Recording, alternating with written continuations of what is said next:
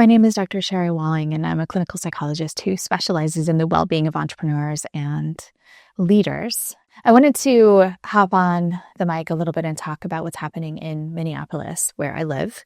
Our community is really being systematically, feels like, dismantled by the presence of ICE and the aggression of the federal government. Things like, it kind of feels like the early days of COVID. Like, a lot of restaurants are closed.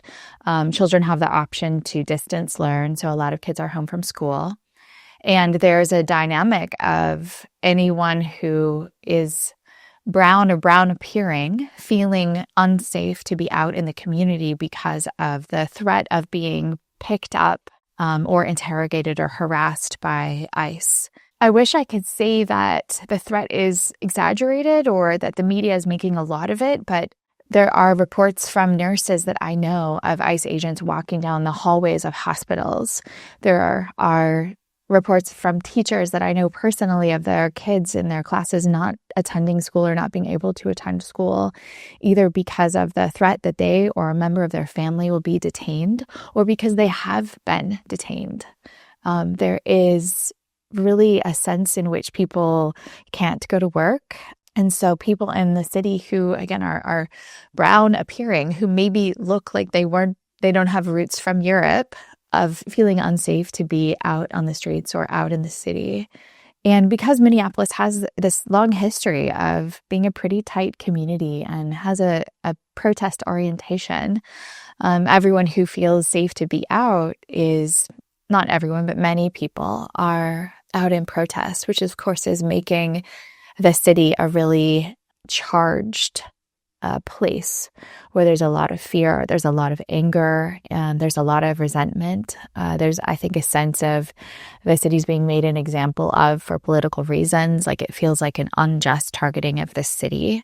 And it's hard to overstate the implications of this kind of federal action for families and people at all levels. But I guess I want to speak exactly, or more specifically, to business owners, because that's who I take care of. So I am throwing a birthday party for my husband, Rob. His birthday was in December, but it's so close to Christmas that we often do a party in January. And I called up our favorite taco place to get some catering for the party. And it actually spoke by email with the owner of the restaurant, and they have been closed for the last week.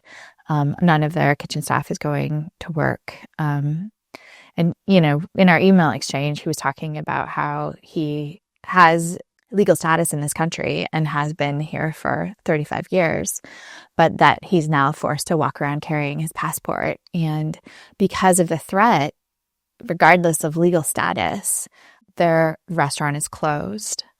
And so all of the people that work there are no longer earning wages, and the restaurant still has the responsibility to pay rent. They still have inventory orders that they're responsible for. So again, very similar to the early days of COVID, like, all of the bills are still coming through, but the people are not able to work and the restaurant is not able to be open.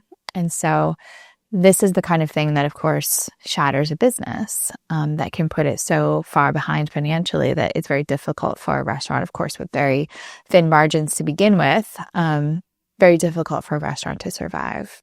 So I'm just struck with, of course, the threat, the loss of life. There's all of these levels, but just the loss of people's dreams, their ability to believe that they can make a business, work hard, and create something that is loved by a community, that is utilized, that is financially viable, and then to have it undone, or at least severely threatened by governance like this. And I don't know, I think it's really easy for entrepreneurs or business owners who maybe are not directly affected at this moment to think that this might not be a problem for them. But I think if we continue to have practices like this in our country, where the federal government is so aggressively patrolling and threatening citizens of a specific city or state, we will see that the opportunity to, try your hand at the American dream will quickly go away, regardless of what you look like. So much of our economy, of course, is driven by people from a variety of places who look in a variety of ways and have all kinds of different statuses. But many people have been welcomed to this country because of their desire to dream big, to make a company, to make a business, and to provide for their families and to make a better life for themselves. That is the promise of America. And it's just feeling miserably in our community right now. And I think the long-term mental health aspects of this situation are potentially very, very severe. Not only is it the trauma of watching people in our neighborhoods killed, but also the trauma of feeling unsafe to be a human in your hometown or in the city that you've lived in for many years, feeling like your government is turning on you, that any basic decency or structure that can be depended on by a federal government is no longer trustworthy. And that has really significant implications for our sense of well-being as a human. There are other places in the world, many other places in the world that are used to corrupt, unstable, brutal, cruel governments. But that's not really been the story since the American experiment began. We've all had governments that maybe we align with or don't align with, or that agree with, don't agree with, but the cruelty of this government against its own citizens feels unprecedented to me. And that lack of safety is corrosive. It kind of ruins us from the inside out. And it has the potential to be very divisive, turning neighbor against neighbor. We've seen that already in our country. I worry a lot about this loss of the potential for the American dream, the ability to make something, start something, bring something into being that feels like a launching point for prosperity and for hope. And regardless of immigrant status, whether you are, 5 generations in this country, your business is going to suffer if half of the city is shut down.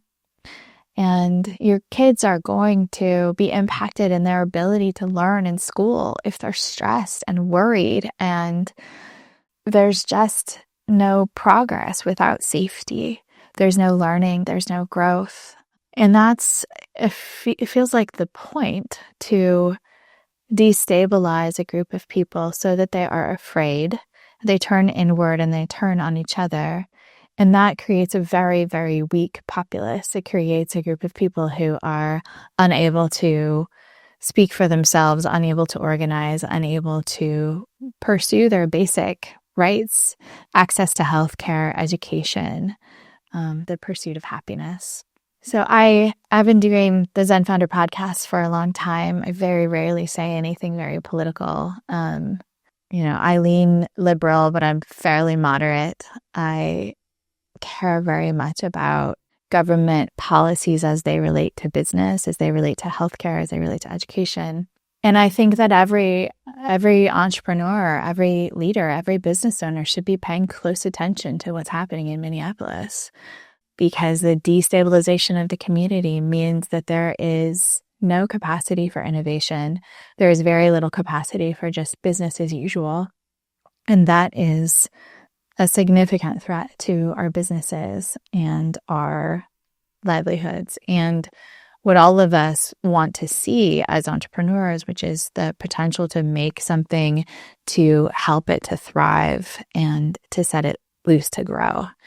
It feels very true, this idea that what's done to one of us happens to all of us. I hope that you will pay attention. And it feels a little bit unclear to me right now what is meaningful intervention. I know that the meaningful intervention that I see happening around me in my community is happening via Venmo and PayPal, and people who feel okay to move about the community, bringing supplies, food, groceries, medicine to people who don't feel okay to be out in the community.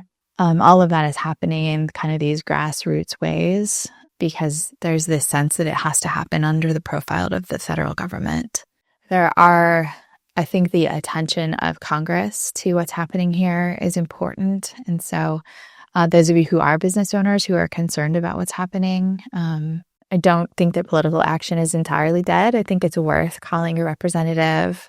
I think all of us, though, need to be on guard for what looks like it could be this very brutal, unconstitutional dictatorship in which a government is willing to exert force and fear-based oppression on its own citizens. Maybe it sounds overly idealistic, but I do think that one of the most powerful tools we have is to continue to create as artists. My hair is braided like this because I'm getting ready to be in a circus show. Create things that matter, create things that generate wealth. So the need for innovation, entrepreneurship, creativity as a counterbalance to destruction is extraordinarily important right now. And so there's a seriousness to get to work on your business, get to work on your writing project. When you are feeling powerless or helpless, your ability to act creatively becomes extraordinarily important. So that's the other thing that I would just remind everyone listening. Wherever you have creative influence in your world, use it. Don't let your voice be silent. Let's not let our dreams die on the side of the road of brutality. Thank you for listening to this. I hope that you will continue to pay attention to what's happening here in Minneapolis. And I hate to say it, but take some notes because your city could be next. And it's up to all of us as business leaders, as entrepreneurs, as thinkers, to be aware of the threats to our livelihood and the well-being of the community around us. So thank you very much for listening.